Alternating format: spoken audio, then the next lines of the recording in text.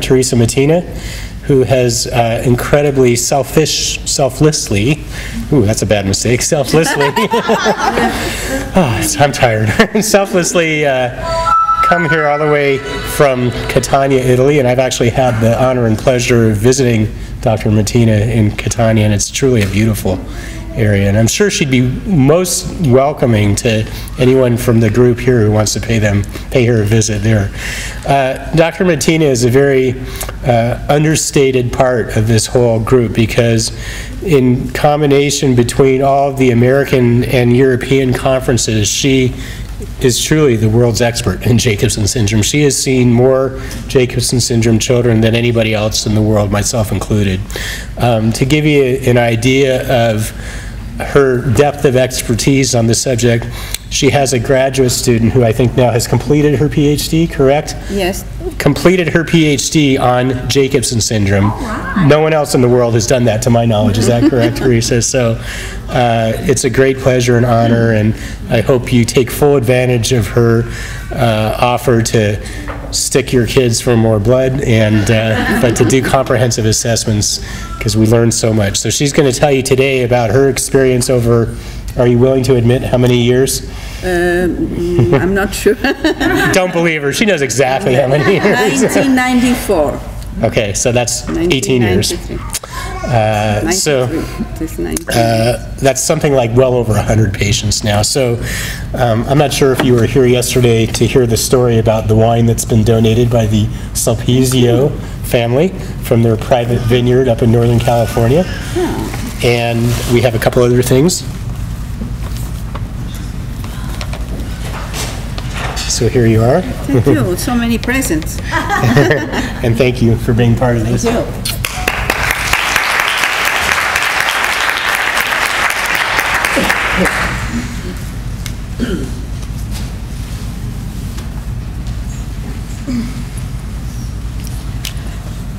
So it is a great honor for me to be here again, and I wouldn't miss this occasion for any reason. In fact, now I'm having my daughter. She will graduate on the 2nd of July, and I'm here.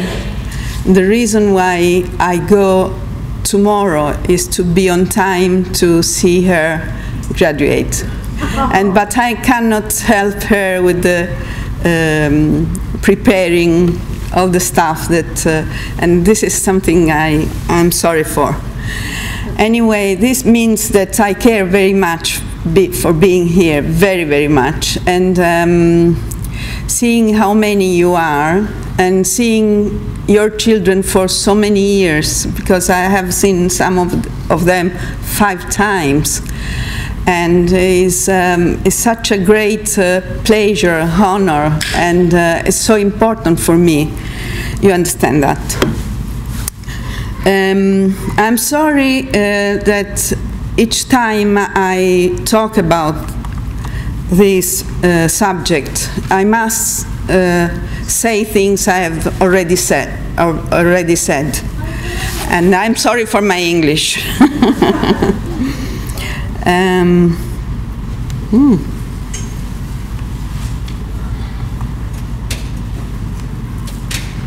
Do you see anything at all?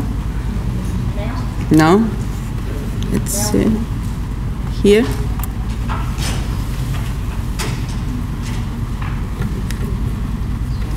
Yes. So forgive me if I repeat, but there are people that have never been at the conferences, and I must think of them as well. This was my team in Catania. There is Katie, she had a PhD on 11q. She also specialized in medical genetics, studying 11q. So she has done something like 10 years on 11q. And the other two, Graziana and Elena, have helped me in, up until last March. We in Catania have a neurologist And he has seen all the MRI in 11Q children. I invite you very warmly to send me the MRI if you have, because if one single person sees the whole MRI in children with 11Q deletion, he would be more experienced than one that sees just one MRI. And if you had it done more than once, better, because we can see the follow-up. So please, who has any MRI, ask for copies, and they can be sent by mail as images. The same is for X-ray. I ask for X-rays, mainly hands and feet, because they interest me. But because it has been described in the literature that there may be bone problems, any X-ray is welcome.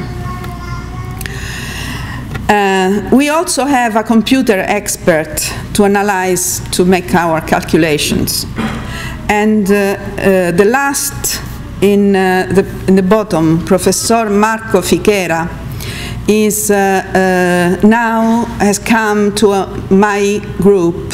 He is a biologist, he's a scientist, and is very expert in CGH array. He has produced a database that is internationally known and is used by many international laboratories, and he will help us with the next generation sequencing. So we have the expertise to go on with this work at the top of the possibility in the world. Of course, we collaborate with Paul Grossfeld, but in Italy we have Professor Orsetta Zuffardi that runs a laboratory in Pavia. She is top cytogeneticist, and she does CGH array in collaboration with my colleague Marco Fichera and next generation sequencing. Professor Calandra works with fat, circulating fat, cholesterol. And then there is Peter Hammond. Some of you have met already. Peter Hammond does facial scanning, which is very important. Scanning of faces. He takes a picture, tridimensional picture of face. But this picture is not just a photo. It's a number of points that can be analyzed with mathematics. So is in fact is a mathematical how do you say? He is mathematician, and in fact what he obtains is cookie. Sorry. What he obtains is a picture from each face from children with Jacobsen syndrome. He can put these images all together and make a model of Jacobsen syndrome. And so he can use this model to teach students how a Jacobsen syndrome looks like. And he also can use the information from another child and ask the computer, is Jacobsen or is not? And I will show you some pictures. And Connie van Ravensway in Holland has helped us, and also Susanna Bataxobo. She's from Hungary, and she's the dermatologist. She was here 2 years ago, and she assessed all the children that came to last conference. I'm sorry she's not here now. Last time I paid for a hair trip, but this time I don't have the money. I didn't have the money to do it. But I hope she will collaborate further. We are doing a clinical research. I want to explain how it works. We do a review of all the literature. We can do clinical trials. It means use drugs and see how they work. But we don't do this kind of clinical research. We only do observational studies. It means we look at patients and study them. And this is to describe a population. Observational studies, which means see the patient, assess the patient, can be done in two ways. Cross-sectional. In this conference, I have seen, say, 10, 15 patients. They have different ages, and I get an idea of how is a patient having 1 year, a patient of 2 years, a patient of 10 years, and a patient who has 37 years. But this is not the real story of Jacobsen syndrome. This is what I see in one single time in people having different ages. If I want to know the real story of a disorder, I want to do longitudinal studies. So I want to follow and see what happens to each single patient at different ages. Not so. When we review the literature, we see what doctors in different parts of the world, in different times, have observed. And of course, the cytogenetics tests have been performed with many different techniques, more advanced now, less advanced in the olden days. And the description of the patient may be more or less accurate. Sometimes the report is from a scientist and there is no details of clinical aspects. Sometimes the details change because observation by two different persons may take, may believe it is important different aspects of the clinical findings.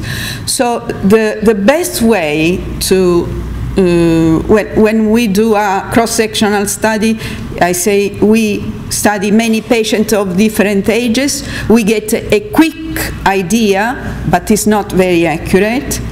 While when we do longitudinal studies, we can do them retrospectively, ask you what had happened before, see pictures, see data, see clinical files, and prospective, what is happening in the years.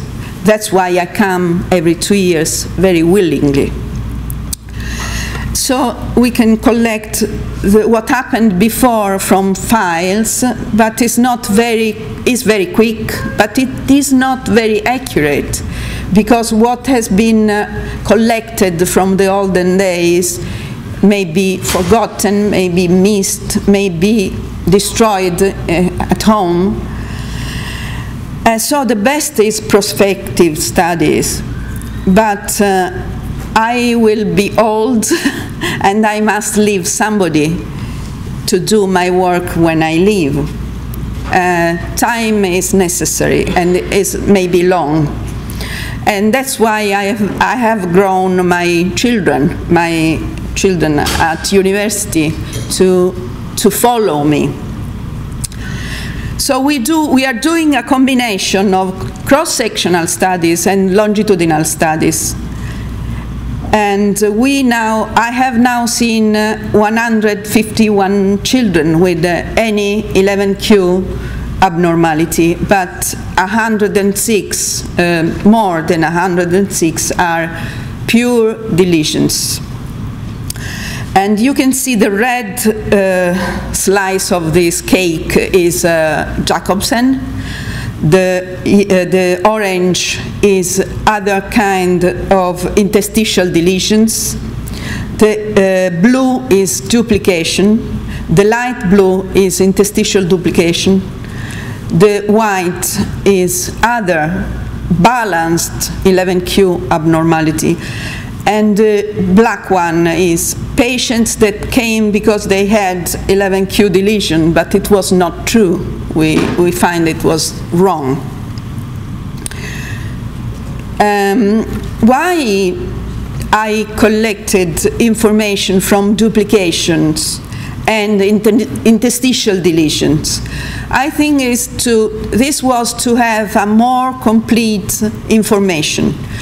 In fact, I wanted to know what happens if a gene is missing, and maybe the same information can be given if I know what happens if the gene is 3 times instead of 2. But it wasn't true. We all know now that the most consistent finding in 11q deletion is platelets disorder. And platelets are low. But if you have trisomy, you don't have more platelets. So this is not always straightforward. With this research, we support the diagnosis, and we also support clinical management, because whenever something becomes obvious, it's used for management of children. So we didn't want just terminal deletions, but also interstitial deletions, and also trisomies, and balanced rearrangements, and complex unbalanced abnormalities. At this stage, we are not dealing so much with children who have unbalanced deletion, together with a deletion, together with an unbalanced translocation with duplication. Some children have a familial problem and have one of the parent has a translocation. The child has an unbalanced translocation. So besides deletion 11q, there is an additional abnormality, a trisomy. This, in the discussion, has not been taken into account because there is further damage due to another thing. And so although we deal with these children, they are not included in the research for 11q deletion pure. Deletion is when a piece is missing, and can be terminal when it's missing from the bottom, or interstitial when it's missing from inside. When there is a translocation together with the deletion, there is also a trisomy for a piece of another chromosome. Duplication is when there is an additional piece that could be terminal or interstitial, or due to unbalanced translocation. Can be the same direction or upside down. What we wanted is to collect consistent information concerning the chromosome, concerning the genes, and turn this information to the families for clinical support. We have prepared a database of literature data, and this is chromosome 11. This is the piece that is missing, Jacobsen syndrome. In the literature, there are 200 cases from all the times, from all the countries. And the main features are facial dysmorphism, physical growth problems, psychomotor developmental delay, heart abnormality, thrombocytopenia, pancytopenia, and Paris-Trousseau abnormality. So we want to collect information, clinical information, together with genotype, genetic information, physical growth. We have used the interview with family to collect information, but also we used a questionnaire. We collect clinical records. We take pictures, the pictures I take, and the 3D photos that are the scans by Peter Hammond, blood test and collection of X-rays, MRI, EEG, and everything we can do, and follow-up.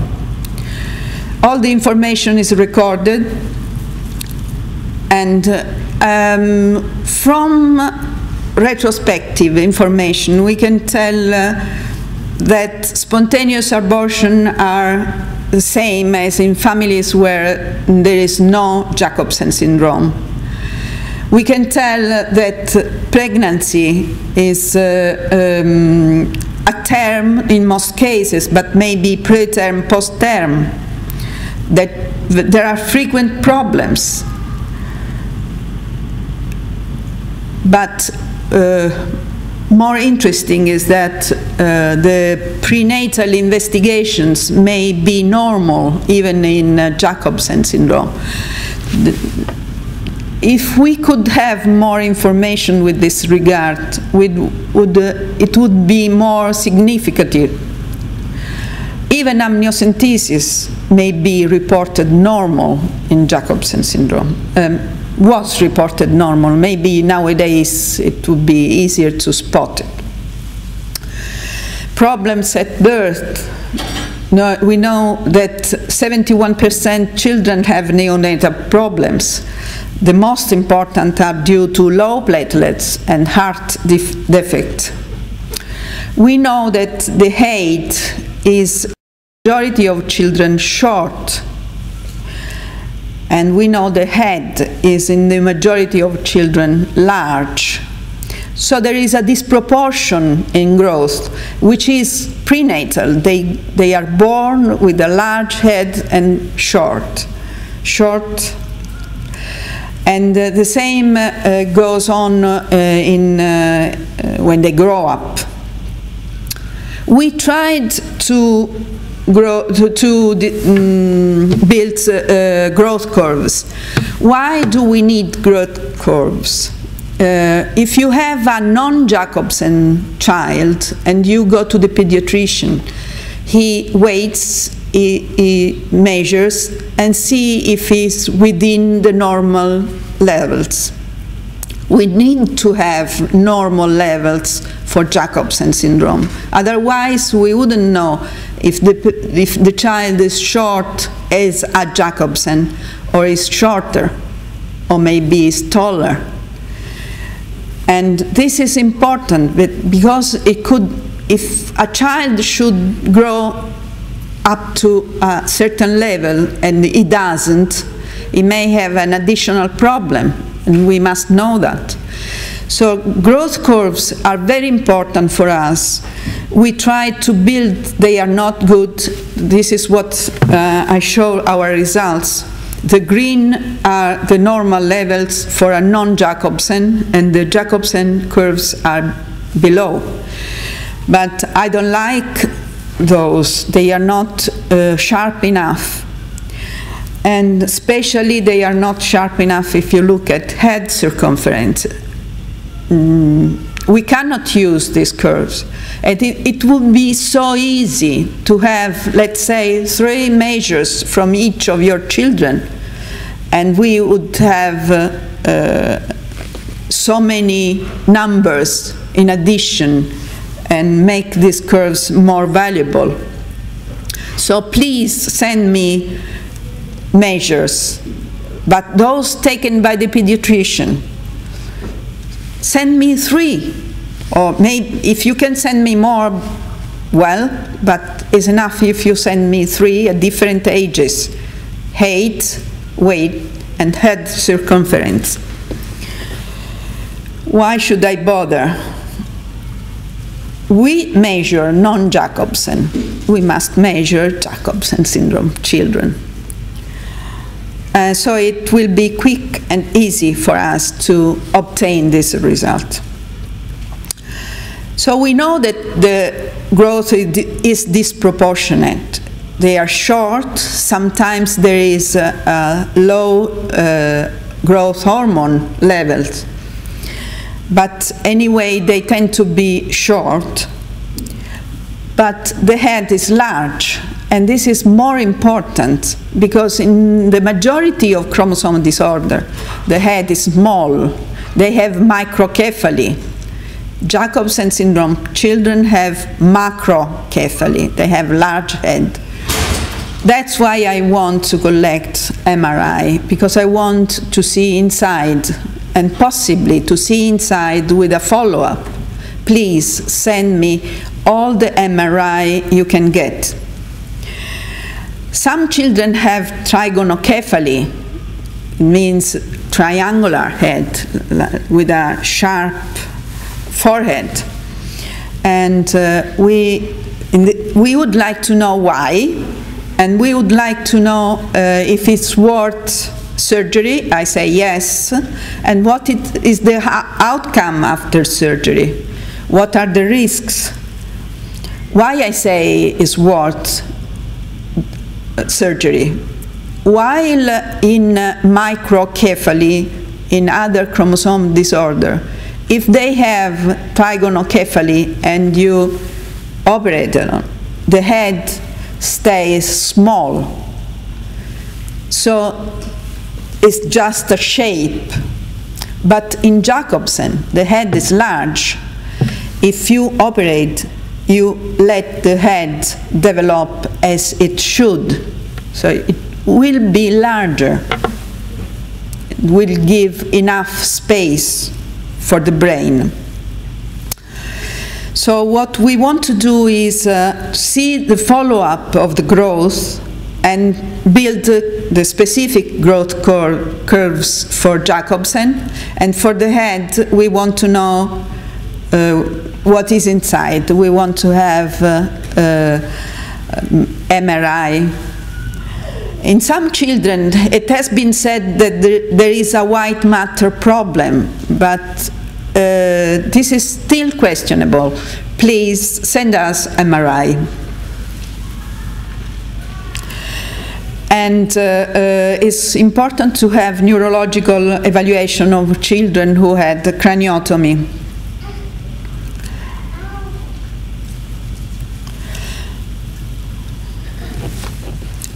One thing that there is a publication saying that anesthesia could be a problem with children with Jacobsen syndrome. It's based on very little experience. Now I have 151 children with, well, 110 children with Jacobsen. If you all tell me if they had problems with anesthesia, we could write down as not true, because I have never heard.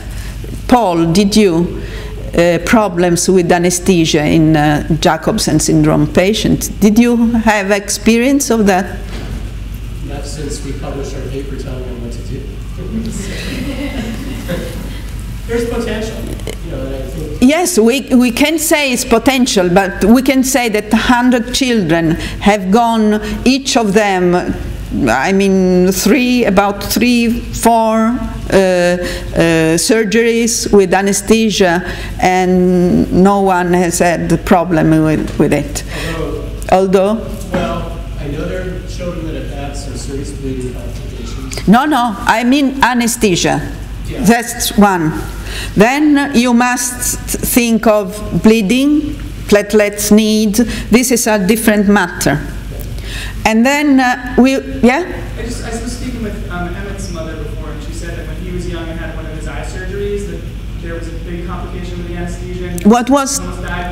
This is the part where I feel stupid to bring it up because I don't know, but it might be worth. Yes, but this means that it may. Over anesthetized. I don't know know what I really don't know. Anyway, this means that it's worth having this information, Yeah. whatever it is. I don't think they're here. The question is easy. How many surgeries has had your child? What age? Did he have problem with anesthesia, blood need, platelets, complications? 4 questions. Put them all together, and we have something useful to give you. Teresa, just to interject one last thing. I do know the case on the East Coast of the United States. This is kind of related to anesthesia, where the child came in with respiratory distress and there was a very terrible time, difficult time getting the baby intubated because of the airway issues. So there's potential. Anyway, it's worth putting together this information. Is easy and costless. Excuse me for 1 second. My son has Jacobsen Syndrome along with Jacobsen's, and he has a very hard time with the anesthesia. Yes, very hard time. His oxygen always drops, so he always needs to go on oxygen after it. one reason more for putting this information together and give a meaning to the so okay. When can we tell you these situations that we've been in after this session? Or when do you want to meet with us over email? Excuse me, email? Yes, we can do that. Or we can do afterwards.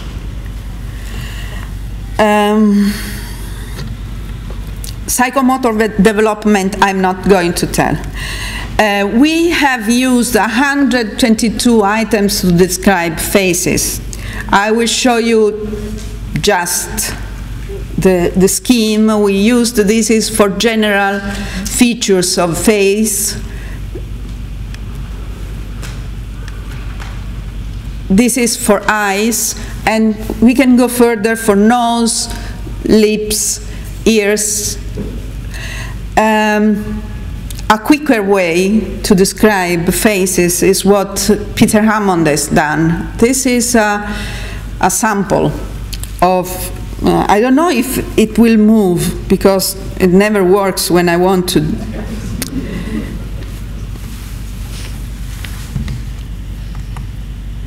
Oh yes, is it?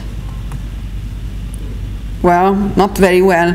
Anyway, you can see that it changes from normal to Jacobsen, from normal to Jacobsen. And this is what he can build, is a model of a face of a general anonymous Jacobsen syndrome patient. This has been done on studying 30 patients, but also taking account for the familial features. So he has taken off the features that were in the father and in the mother in each patient. So we have a general face. And these are faces of children with Jacobsen syndrome, where all I want to say is they look very different. Sometimes they are very similar. Sorry. And when Peter Hammond analyzes with mathematical calculations, this is what Jacobsen are. Each spot is a child, and this is the normal. And if he has another patient, he doesn't know if he's Jacobsen or is not, he can see where it goes. This is within, and this is out. It's not in the normal range, it's out of the normal range, but it's not Jacobsen. And this is another way how it shows the changes from the normal. Red means less, blue means more. If you see the eyes, one eye is more prominent and the other one is less prominent than normal. So there is asymmetry. This is the way we analyze hands, and here is a selection of hands and how they have a shape that I can recognize. I'm not going to bother you saying what I can see. This is how we describe feet, and these are feet, and these are Jacobsen feet. You see, if they have the Jacobsen feet, they have such a big, long first toe that is recognizable. Even if you don't see the face, you know that he's a Jacobsen. But not all children have. And I hope when Paul obtains the mice, I would like to see the mice feet, to see if they have the big toe. Because Paul, usually the one who have the big toe also have more expressed facial features. Other findings. The red line on the bottom, you see almost a continuous red line. This is platelet disorder. Almost every child with Jacobsen have documented abnormality of platelets. Those who don't have documented probably have anyway abnormal platelets, because the platelets tend to increase in number with age. So they don't show abnormality in the number when the child is grown up, but they may not function. And this is the most consistent feature in Jacobsen syndrome children. What are most important features are those that we find commonly, or those that we find rarely. Trigonocephaly is quite common. Not as common as it was thought before. Normal platelet is almost never seen, but if there is a child who has normal platelets, this child deserves a full genetics assessment. Malformed hands, this is, I had never seen before this kind of abnormality, and I hope Paul will give me more x-rays from this child. Skin. We have, I have seen skin disorder have been described, mainly eczema, but in these children I have seen so many times, I have seen warts frequently, abnormal scars, thick skin. And 21 children have been evaluated by a dermatologist here in San Diego 2 years ago. And she has found, sorry, I missed one slide. Yes, she has found a few features quite common in these children. However, she has not seen children with warts that are so common and may be so many in some children. And we have seen, I have seen a child that was almost covered with warts, and he had a bad immunological defect. So I think skin and immunodeficiency must be assessed very well. What we observed at the follow-up is spontaneous changes in face. We can follow growth and add circumference, variation in platelets amount and function, outcome after surgery, evaluation of heart change. Some heart changes may be evolutive, and more than heart changes, vascular changes may be evolutive. And this is something I want to work on, because if there is a vascular stenosis, the outcome can be very severe.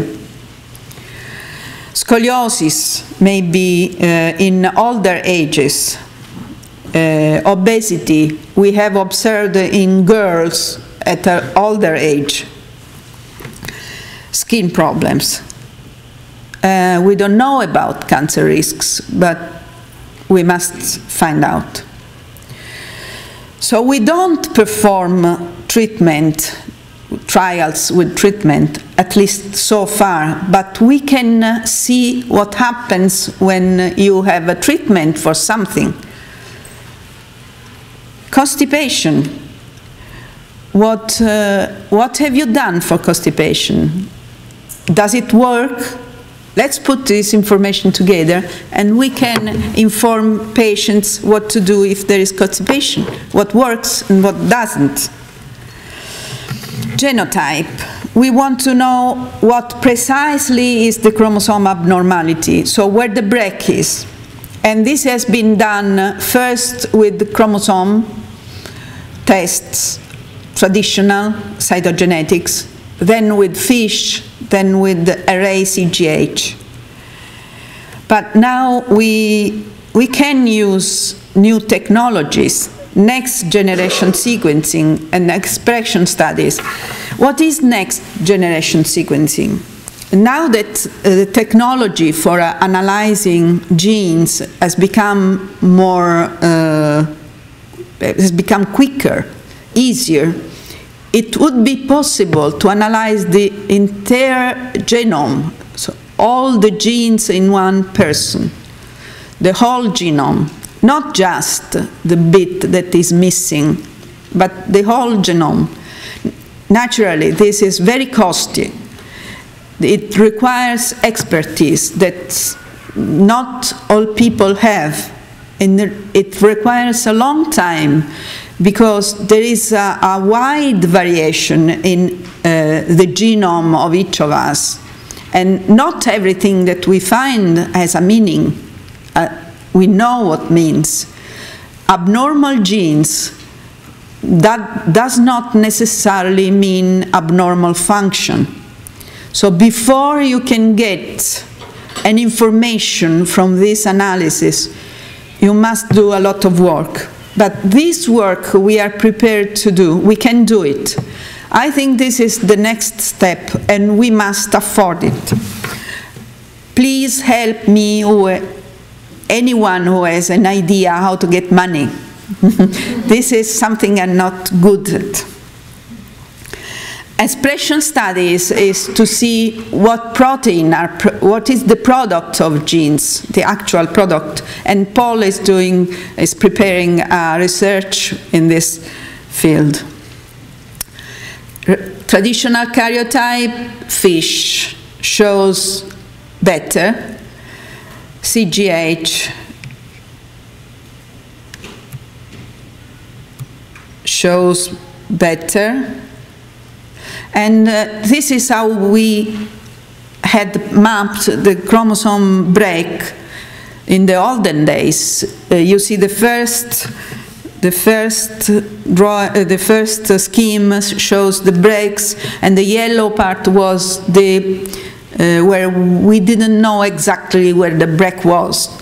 And the second is much more precise, has been done by CGH array. And we have put together interstitial deletions, and which is the second. I don't have the arrow. You see the white region is what is missing. In the second group of patients, the missing part is interstitial. And there is no overlap with the Jacobsen, apart from one case, and duplications, and put together.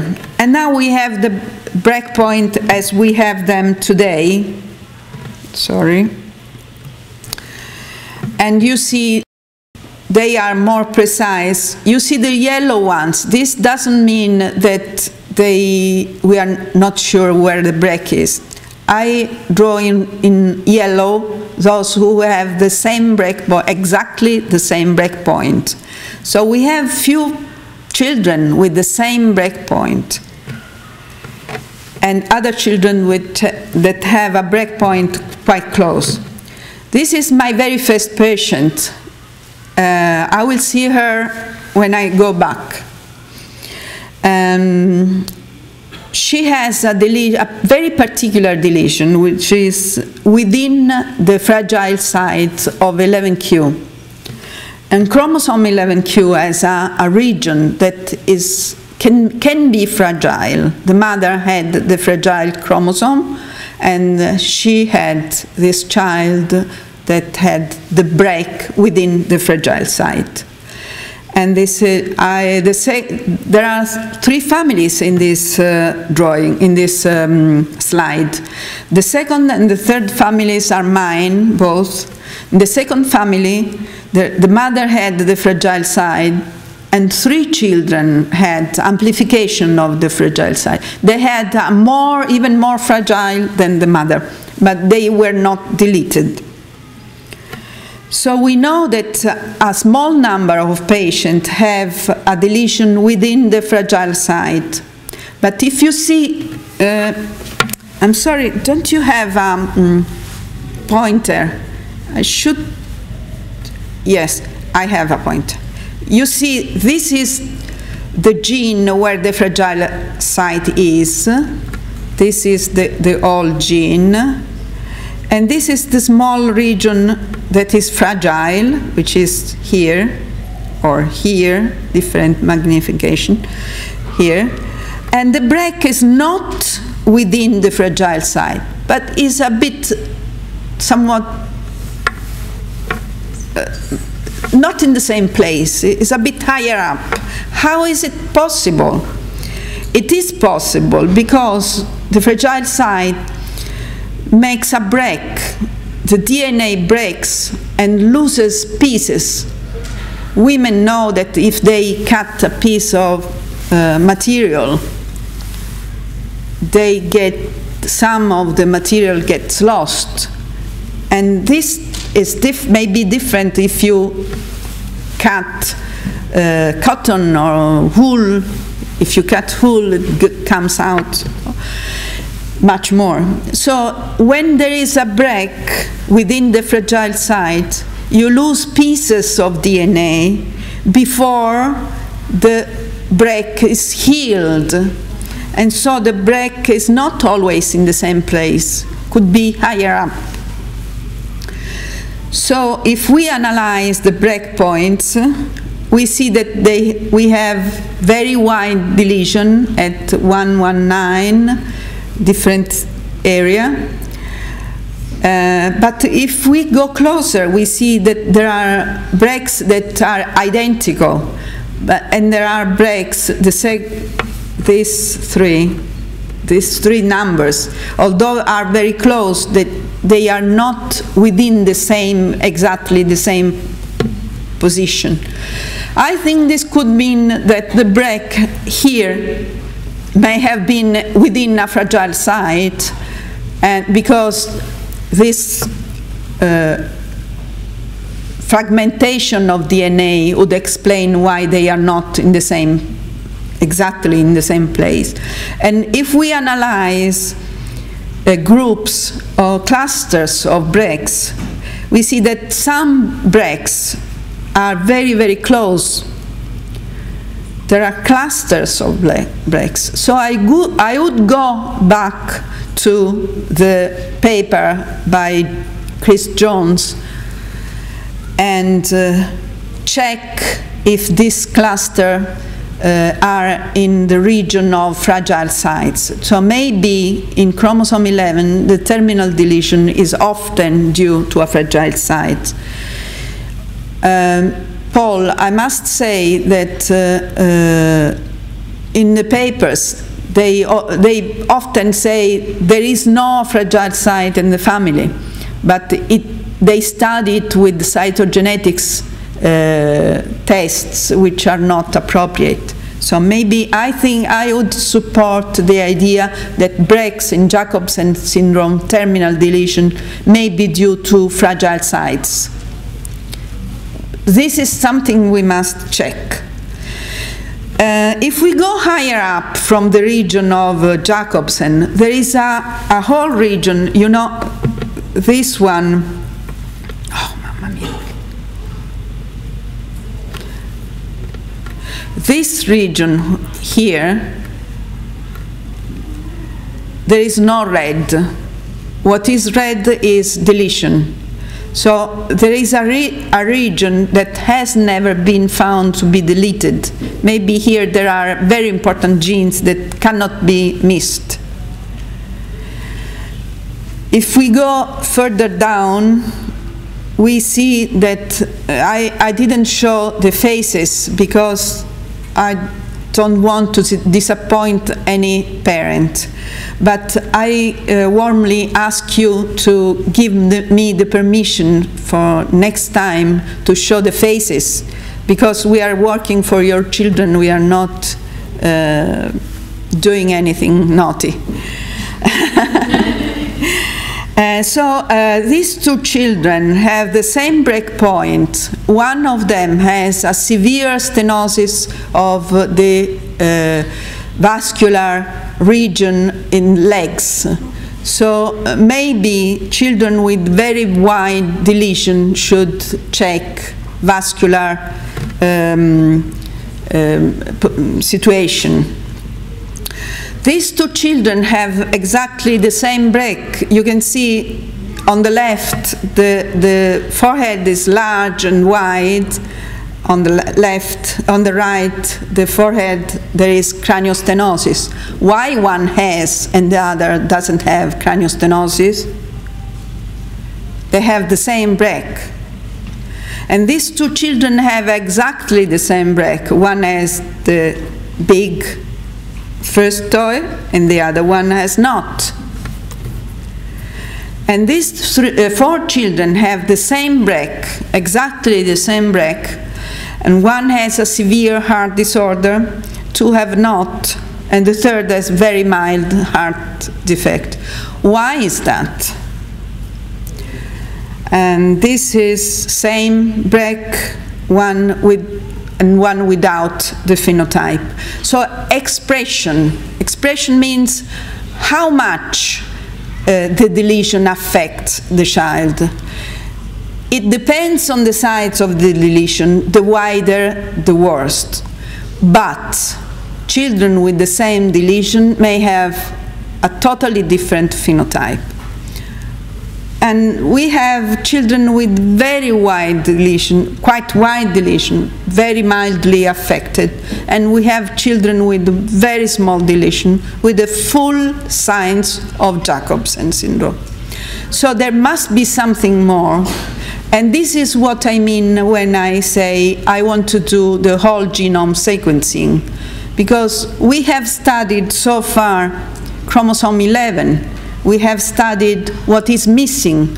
But we must study also what is left. There are thousands. There are many thousands of genes that each of us has beside the region of Jacobsen. And this is the place where some differences may be.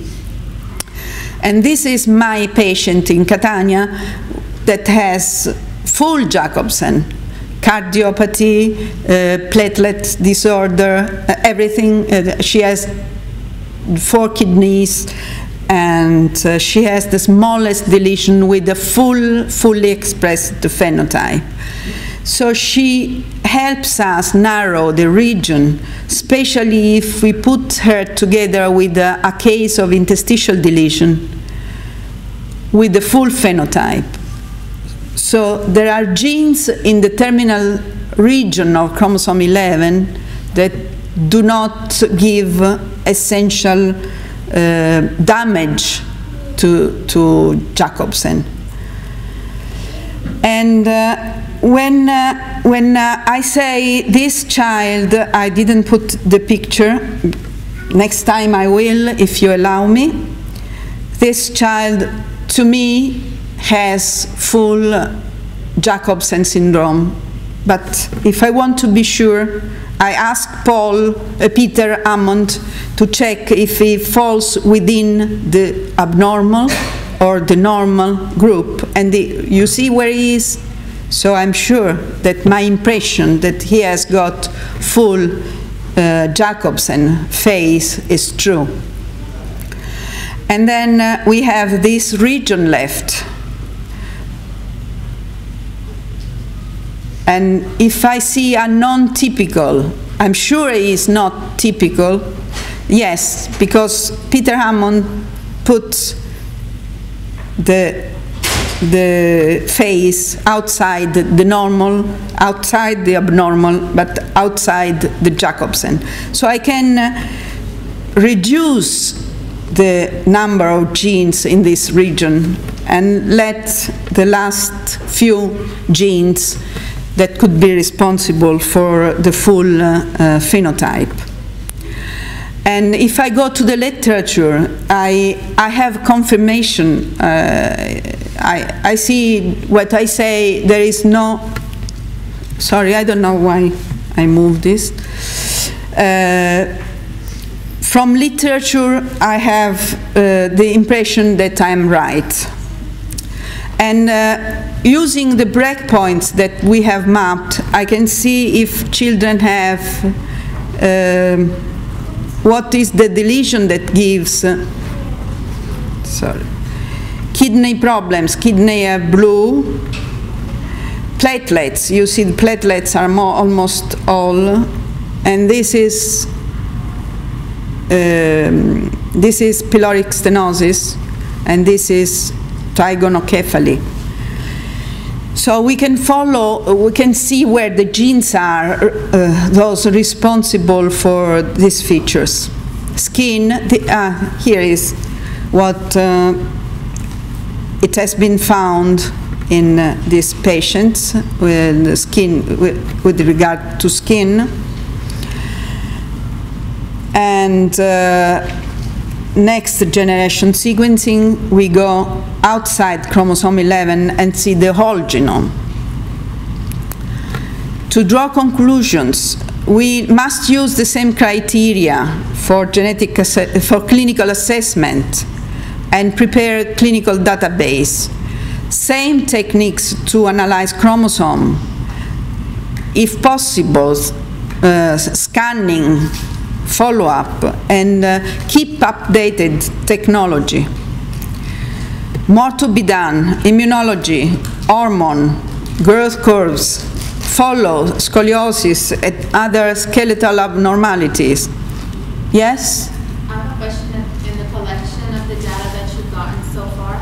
Excuse me? In all of the collection of data that you've gotten so far, have you seen a higher number or a lower number of cases based on certain breakpoints that have the spina bifida? I have seen a couple. Only a couple? Yeah. Did it matter what the breakpoint was? Was it? We must do this is not, we have not seen where the breakpoint is. I know I can do it. Skin problems, outcome after surgery. And we must use the new technology.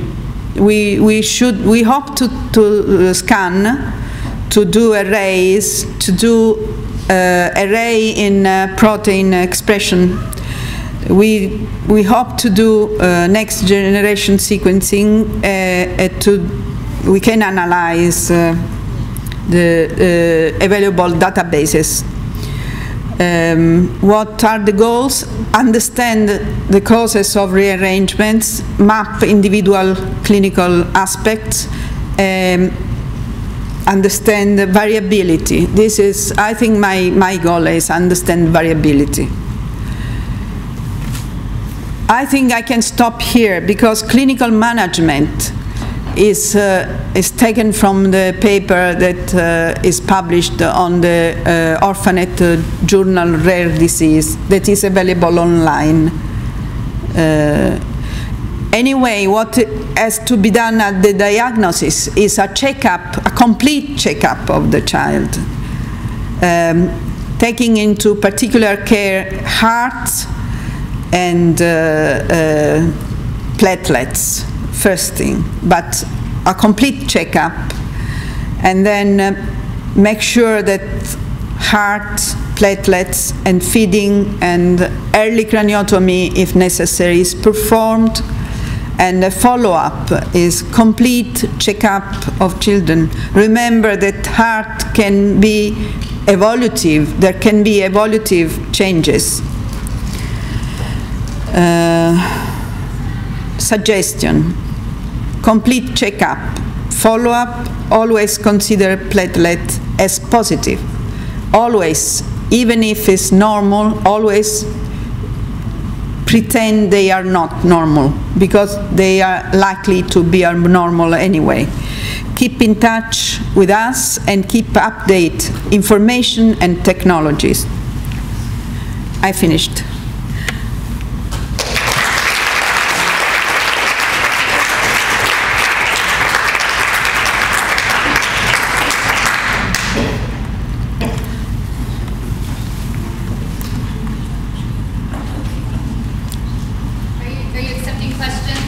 Yes, if I'm wondering, our daughter at this point has not had any platelet disorder showing, and so I'm curious, what would we be looking for, and does it change? The breast is within the region of Jacobsen Syndrome.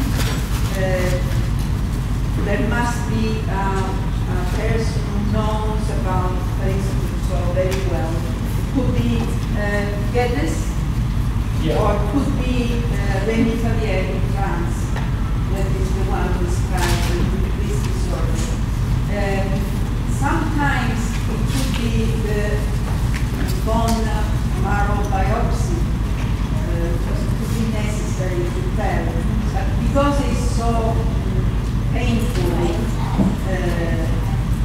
you better assume.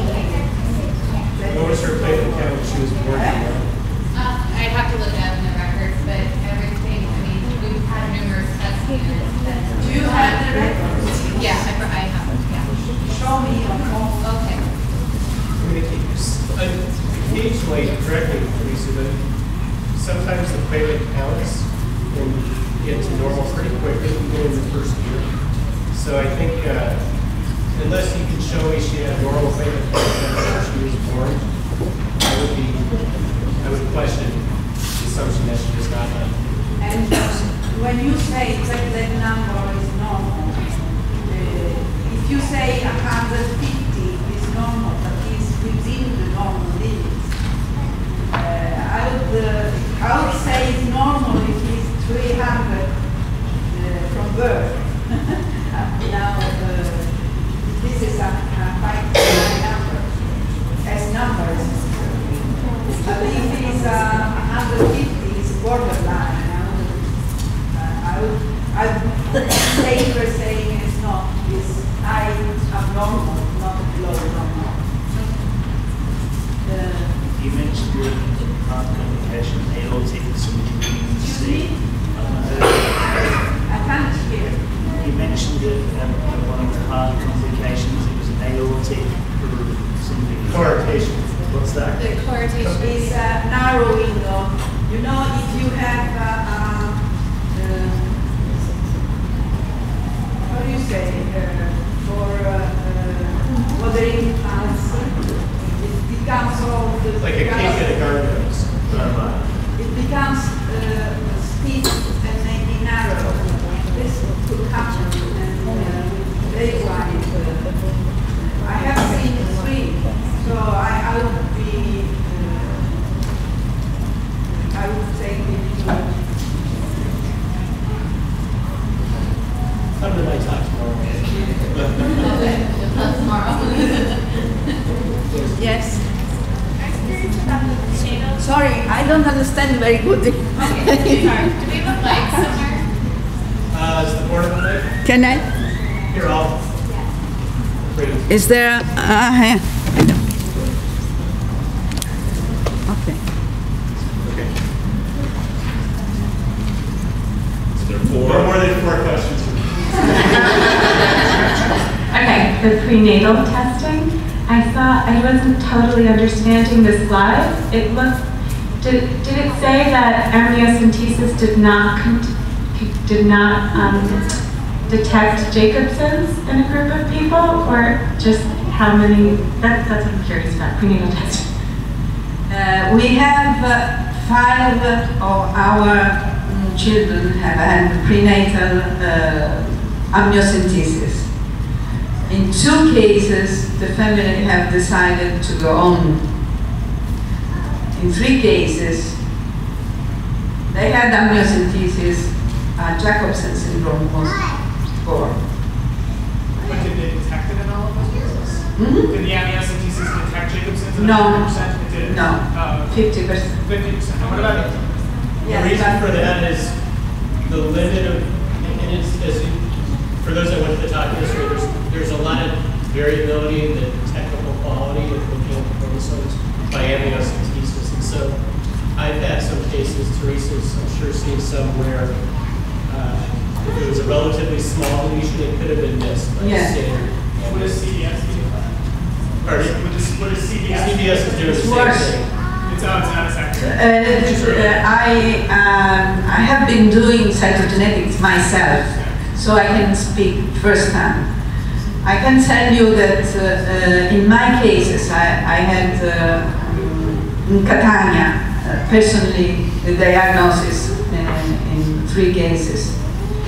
And in 1 case, I had missed the first time because it was a small and it was below the, it was very small, it was within Q24.2, very small. In amniocentesis, you cannot have long chromosome. You get what you obtain. In CBS, it's even worse. The quality of chromosomes are poor. It's poor. So what you see is what you see in a not very nice. If you take a photo, it's not very nice. So it could be missed. Eventually, Craig, erased CGH will replace chromosome analysis. Yes, yes. That would be much more sensitive. We are talking in Europe, we are talking about this, swapping into CGH. Anyway, now there are more, if you are not sure of the result, go to erase CGH or do telomeric fish if there is a scan that says maybe pathological.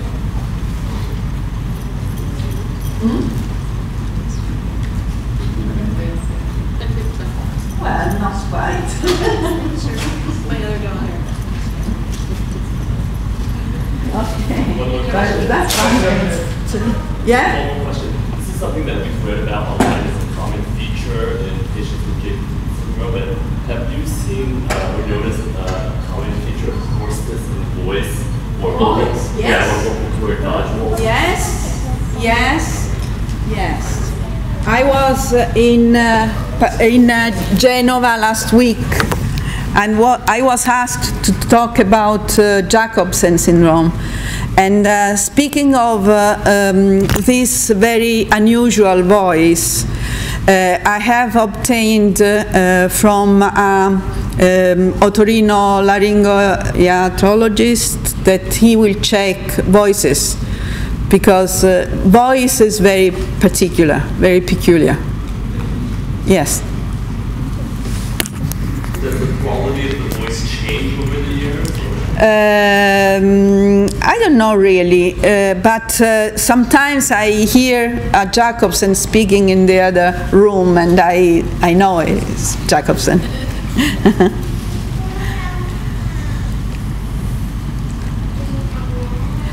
Why did you ask?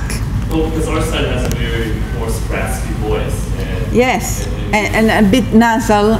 There is something. And we've read about it online, but it hasn't been comfortable. Do you know, I think the best thing is to record the voice, analyze the recording using software ad hoc.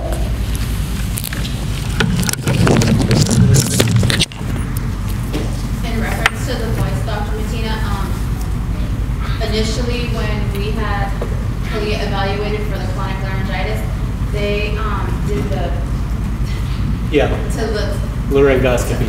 There you go.